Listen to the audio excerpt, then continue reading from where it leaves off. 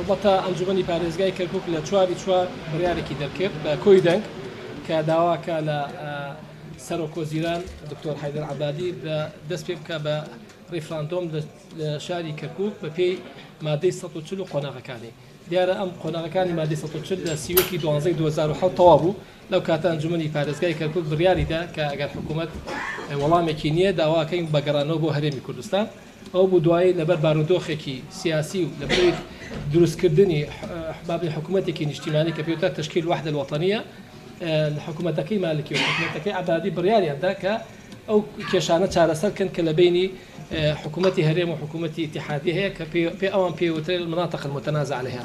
دیارە دکتۆر عەبادی خۆشی شخصیان لە تشکیلی حکوومەتەکەی خۆی لە بەرگەی هەژدەیە لە مدەی 1 ساڵە بڕیاری دابوو کە ئەو کێشانە یەکلاکاتەوە. بەڵام بەداخەوە دوای ئەوەی کە ئێمە لە سیوەکی 12 لەبەر هەر هۆکارێک بێ لەبەری کە وەزعی عێراق لە بارودۆخێکی تایبەتی بوو بە چاوکردنی و بارودۆخە لەیانی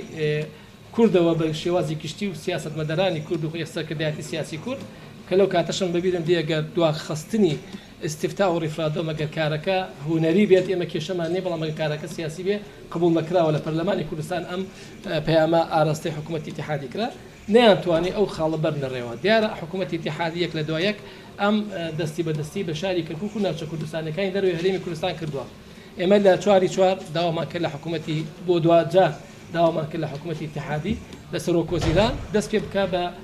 جێبەجێکردنی ڕیفراندۆم لە شارەکەیان. دیارە وەڵامەکەی بەداخەوە وەڵامی کە پێمان گەشتووە ئمە بە بریارێکی فەرمی دامانە حکوومەتی اتحادی بریارەکەی انجومەنی پارێزگای کەرکووک ئەوانش وەڵامیان بەم شێوازە بوو کە لە 15 و لە 21 ئەم بڕیارەیان دەرکردو لە ئامانەی عام و لە مەکتەبی ڕئیسی وزەرا کە ئێمە ئیجراکردنی ڕیفراندۆم لە کەرکووک و ناوچە کوردستانەکانی دەروی هەرێمی کوردستان پێ ناکردرێت بەو عیبارەتە کە رووسێتی